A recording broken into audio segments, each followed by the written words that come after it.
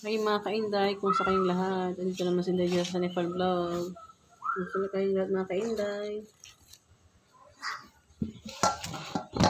8 o'clock na dito mga kainday. Luto tayong gulay. Luto tayong gulay mga kainday. Ate Em, Tita Em, maraming salamat po talaga sa binibigay niyong blessings sa amin. Magnanay, sinashare yung blessings. Binili po talaga namin ng gas, Tita Em. Maraming salamat po.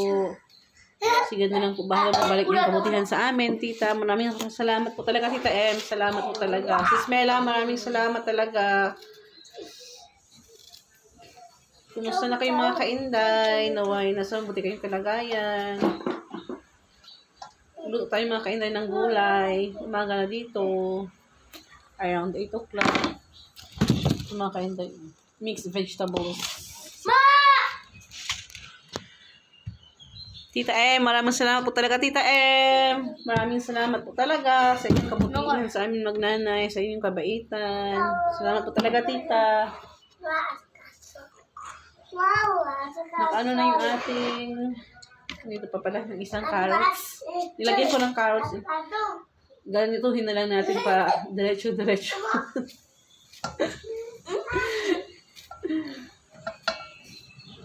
Salamat talaga.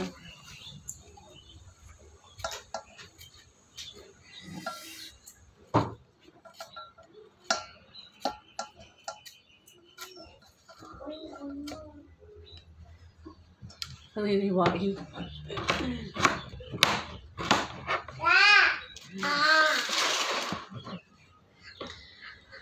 Ano na to? Umaga at saka tanghalian.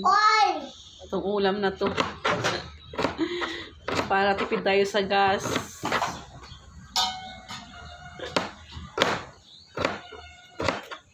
Ganito kami mga kainday. Para tipid sa gas. Umaga tanghalian na. Tapos kung kulang yung kanin pang sa paggabi, magsaing ulit, tapos kinabukasan yung fried rice. Ganyan talaga mga kainday yung buhay natin.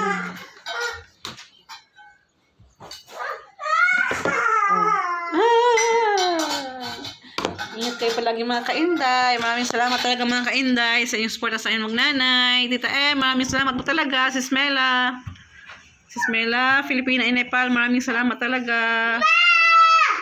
Sure.